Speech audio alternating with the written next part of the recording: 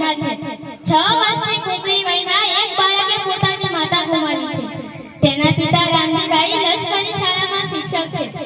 માતૃ સુખ ગુમાવનાર પુત્રના માંકડિયા વાળમાં પિતા હાથ પસરી રહ્યા છે। ચારે દિશાઓમાં એમને જાણે કે અંધાર દેખાઈ રહ્યો છે। મારા આ સૌથી નાના દીકરાનું શું થશે? હું એને સંભાળી શકીશ? એની માતાનું સ્થાન લઈ શકીશ? થોડી વારમાં જ આપણે મક્કમ નિર્ધાર કરી લીધો। મારા નાનકડા ભીમરાવને હું ભણાવી ગણાવીને સારો નાગરિક બનાવીશ। ત્યારે જ એની માતાને સાચી અંજલિ મળશે। પિતાએ પુત્રને હૈયા સરસો ચાંપી દીધો। 6 વર્ષનો એ બાળક તે બીજું કોઈ નહીં, આપણા દેશના બંધારણના ઘડવૈયા ડોક્ટર ભીમરાવ આંબેડકરનો જન્મ મધ્યપ્રદેશ રાજ્યના મહુ ગામમાં 14 એપ્રિલ 1891ના રોજ થયો હતો। તેઓ રંગે ગૌવર્ણ હતા, કપાળ વિશાળ હતું, વાળ તો એવા વાંકડિયા કે જોનારની આંખ ફરે, નાક ટચુકડું પણ આંખો પાણીદાર। પરિવારમાં એ સૌથી નાના એટલે રાજકોટે સારી પેઠે પામ્યા, પરંતુ દુર્ભાગ્યે માતાનું સુખ વહેલું છીનવાઈ ગયું। એ જમાનામાં સમાજમાં જ્ઞાતિ પ્રથાનું દૂષણ જોરમાં ઊંચ નીચના ભેદભાવ પાર વિનાના રહ્યા। ભીમરાવને પણ ઘણું સહન કરવાનું આવ્યું। એ સમયે અટક નહોતી જોવાતી, જ્ઞાતિ જોવામાં આવતી હતી। એ વાત એને ભારે પડતી હતી। પોતે મોટો થઈને આ અન્યાયનો વિરોધ કરશે એવો સંકલ્પ કરેલો કે રથે કંઈ ઢાંક્યું રહે।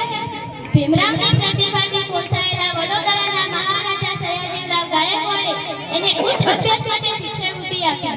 પછી તો જાણે ભીમરાવના પગે પાંખો ફૂટી। સ્નાતક થયા પછી ડોક્ટર ભીમરાવને ઉચ્ચ અભ્યાસ માટે વિદેશ જવાની તક સાંપડી। ચોમે રંગદારમાં જાણે અંધાસનું એક કિરણ પ્રગટ્યું।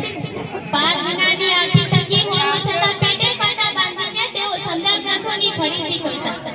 તેમને પુસ્તક પ્રેમી વિશે જાણીને તો આપણને આનંદ સાથે નવાઈ થશે।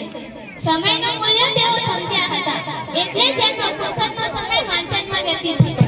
અનુકૂળતા થાય કે વહેલી સવારે પુસ્તકાલય પહોંચી જતા। આટલા સંઘર્ષો વેઠીને ઉચ્ચ દર્જાનું શિક્ષણ મેળવ્યા બાદ ડોક્ટર ભીમરાવને નોકરી તો મળી, પરંતુ એ વખતના સામાજિક દૂષણ અને અસ્પૃશ્યતાનો એમને કડવો અનુભવ થયો। એમને થતું કે પોતે ભણી ગણીને સારી જગ્યાએ નોકરી કરે છે, છતાં પણ જો આ રીતે અપમાનિત થવું પડતું હોય તો મારા અવમાન અને આર્થિક રીતે જ્ઞાતિબંધોની તો વાત જ શી કરવી? આ તો સામાજિક અન્યાય કહેવાય। માનવ માત્ર સમાન છે, કોઈ ઊંચું કે નીચું નથી, તો પછી આવું કેમ? ડોક્ટર ભીમરાવ આંબેડકર જે જગ્યાએ નોકરી કરતા હતા તેમની જ ઓફિસનો પટ્ટાવાળાની સાથે ગેરવર્તાવ કરતો હતો। એ વાત એને ભારે પડતી હતી। પોતે મોટો થઈને તો અન્યાયનો વિરોધ કરશે। ડોક્ટર ભીમરાવ આંબેડકરનું એક સૂત્ર કાંઠે માંગવા જેવું છે: શિક્ષિત બનો, સંઘર્ષ કરો અને સંગઠિત બનો। પેટની ભૂખ વેઠીને પુસ્તક ખરીદનાર વ્યક્તિ જો મહાન કાયદાશાસ્ત્રી ન બને ને તો જ નવાય। આવા મહાન પ્રખર દેશભક્ત દલિતો અને વંચિતોના ઉદ્ધારક, ગરીબો